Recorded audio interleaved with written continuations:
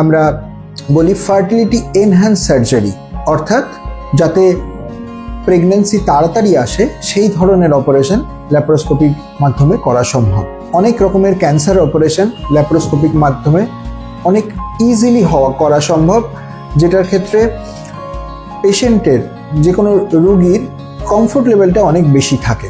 আমার পেশেন্টদের আমি বলি, যেদিন আমি ভর্তি করব সেই দিন অপারেশন হবে, পরের দিন আপনার ছুটি হয়ে যাবে, এক সপ্তাহ পর থেকে যে কোনো রকম কাজ আপনি বাড়ির কাজও করতে পারবেন বা আপনি চাইলে অফিস জয়েন করতে পারবেন।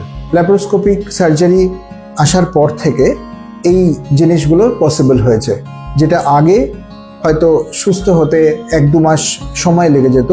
মাইক্রো সার্জারি করার পর এই রিকভারি টাইমটা অনেকটা কমে গেছে। সুতরাং অনেকের মধ্যে অনেক ধারণা আছে যে ল্যাপারোস্কোপির মাধ্যমে হয়তো সব কিছু ঠিকঠাক করে ক্লিয়ার হয় না, হয়তো পরে অপারেশনের দরকার হয়। এগুলো একদমই ভুল কথা। আমরা ল্যাপারোস্কোপিক সার্জারির সময় অন্তত 10 গুণ বড় করে দেখতে পাই, এবং আমাদের এখন যে ক্যামেরা সিস্টেম এসছে এটা অত্যন্ত আধুনিক। খুব তাড়াতাড়ি পেশেন্টরা সুস্থ হয়ে ওঠে